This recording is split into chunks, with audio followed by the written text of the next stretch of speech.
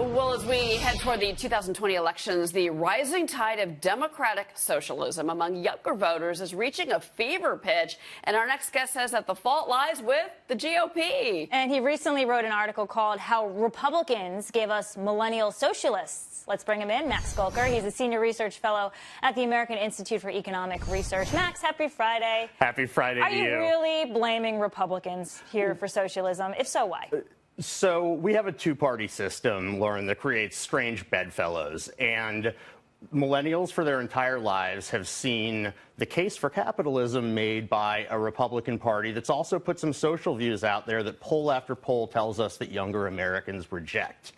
Now, I want to be careful here because I don't want to say that anybody's views on social issues are right or wrong, but when Republicans bundle those two things together, it's easy to see how younger Americans might see capitalism as part of some old traditional order that needs to be overturned. But that's a messaging issue then, and that's different because, you know, look, at the end of the day, even though not all Republicans are socially conservative, not all liberals are you know, socially liberal. I mean, that's a separate issue. But why is that messaging being lost on millennials? We had a guest yesterday say that it's the fault of colleges, it's the fault of education, and that the millennials that watch their parents lose their homes in the Great Recession just don't understand what capitalism even is and that it actually works in this country. Yeah, well, economic events and anxiety surrounding them are absolutely part of the issue, as are some far-left politicians that may prey on that anxiety. At the same time, what I can do as somebody who supports free markets is think, how can I bring a positive message of capitalism to millennials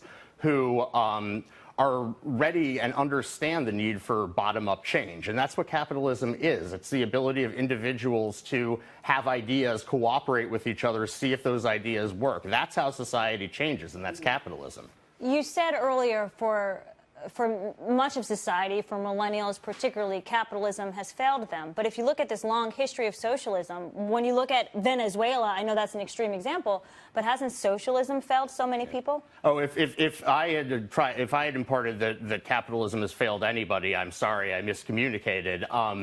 I would say that they have seen economic upheaval in their lifetime. At the same time, socialism has a ghastly history in the 20th century.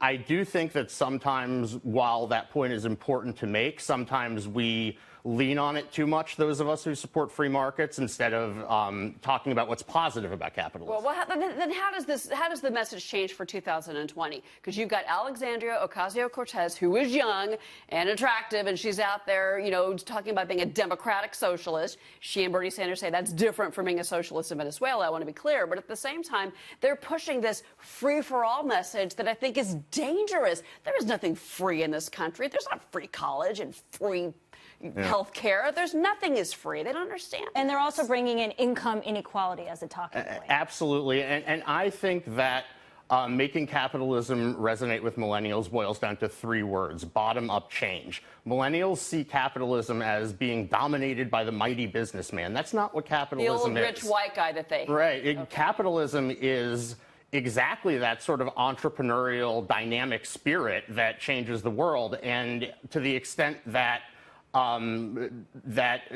people want to help alleviate suffering around the world, we need to take philanthropy and we need to apply that same type of bottom-up entrepreneurial spirit. Capitalism can help with that. Absolutely. Max Gulker, thank you. And that Thank old you. rich white guy, by the way, is running for president. A couple right? of them on the both Democratic sides. ticket. Yep. All right.